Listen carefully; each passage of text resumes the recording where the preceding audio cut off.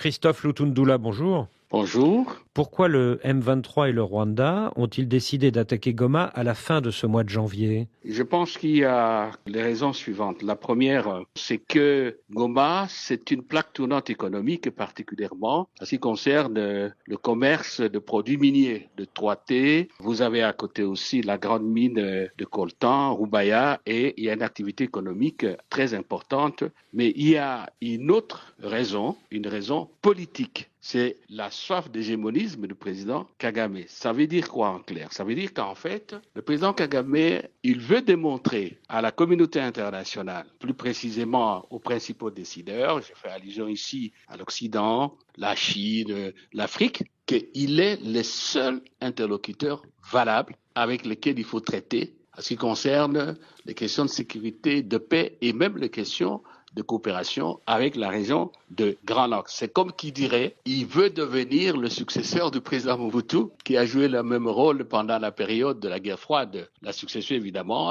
que nous n'avons pas su assumer pour des raisons évidentes. Donc là, vous voulez parler de la région des Grands Lacs, c'est moi, Kagame. C'est moi qui maîtrise tout. C'est avec moi qu'il faut traiter. Le Congo, ses richesses, passées par moi. Toujours sur le plan politique, en fait, il veut humilier le peuple congolais et le président Tshisekedi, en obligeant le président Tshisekedi de négocier avec ses protégés qui constituent son cheval de Troie, les M23.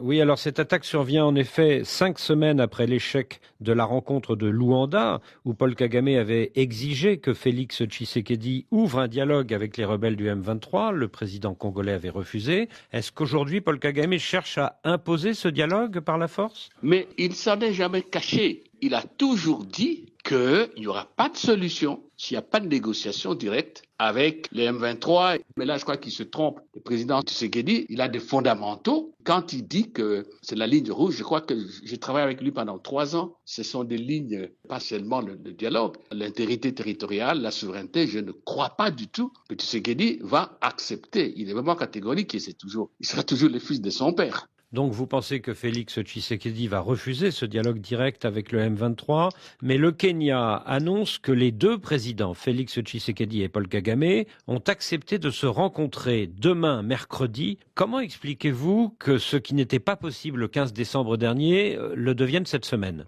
Bon, écoutez, il y a la conjoncture politique. Et il faut dire aussi que le président Kagame n'a jamais accepté la médiation du président Lorenzo.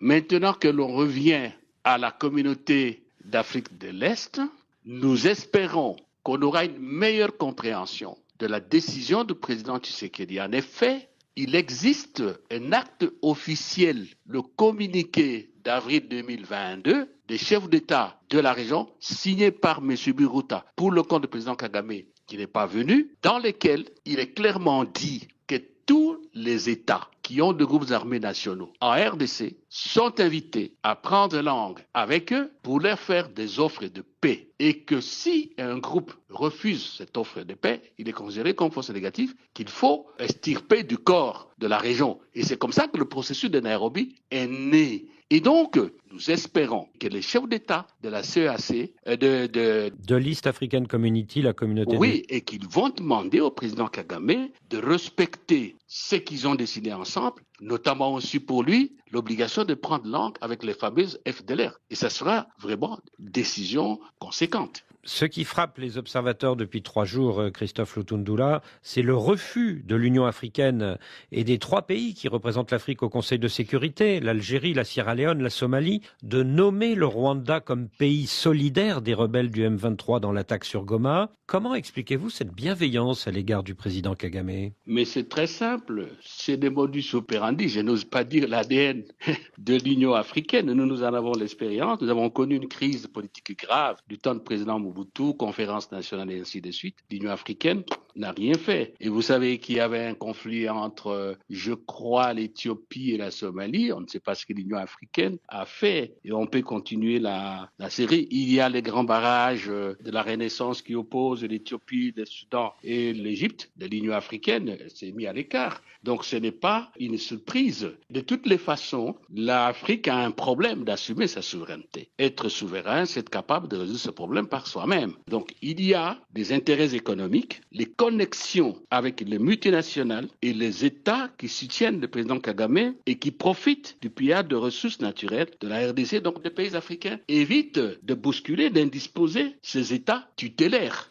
En Afrique centrale, l'armée rwandaise est redoutée. Est-ce qu'elle fait peur à certains pays qui, du coup, n'osent pas se fâcher avec Kigali? Bon, écoutez, on sait aujourd'hui que l'armée rwandaise est présente dans certains pays où il protège justement certains intérêts. Je ne veux pas énerver la susceptibilité diplomatique de ce pays-là. Il y a le Mozambique, il protège ce que vous savez. Il y a la Centrafrique, au Bénin, le Rwanda forme l'armée et on peut continuer la série. Donc effectivement, c'est un élément qui intervient en conjugaison avec le fait d'éviter d'énerver la susceptibilité des tuteurs.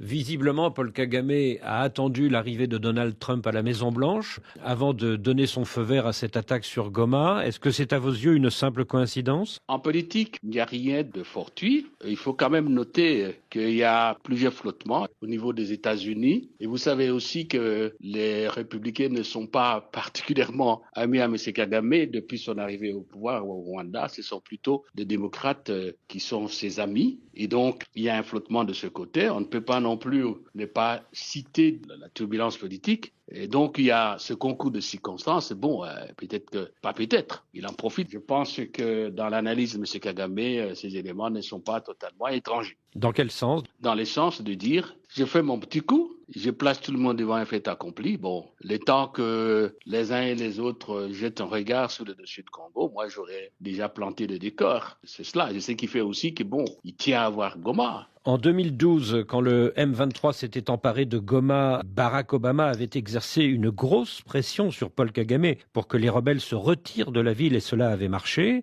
Mais cette fois-ci, vous avez l'air plus pessimiste.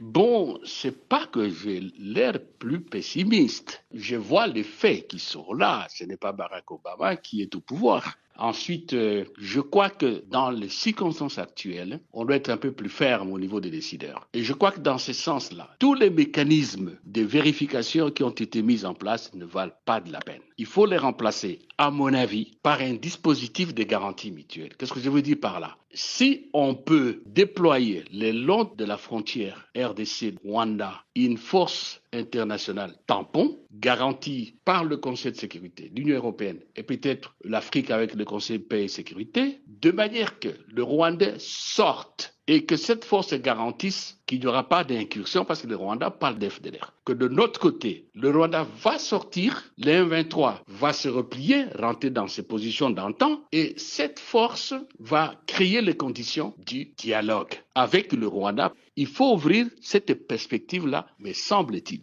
À mon sens aussi, il faudra absolument que la question des sanctions à l'égard de quiconque aurait violé les droits de l'homme, il faut des sanctions. Sinon, c'est l'impunité. Voilà. Et vu du côté de Congolais, je dis que ce qui se passe ne concerne pas Tshisekedi seul comme individu. Nous tous, l'expérience de l'AFDEL nous démontre que les objectifs du président Kagame, c'est la zone d'influence au Congo, l'exploitation de ressources. Et donc, quiconque sera au pouvoir aujourd'hui, demain, après-demain, tant que nous ne sommes pas unis pour défendre le pays, pour défendre notre indépendance, notre souveraineté, ça ne va pas marcher. Christophe Lutundula, merci. Merci.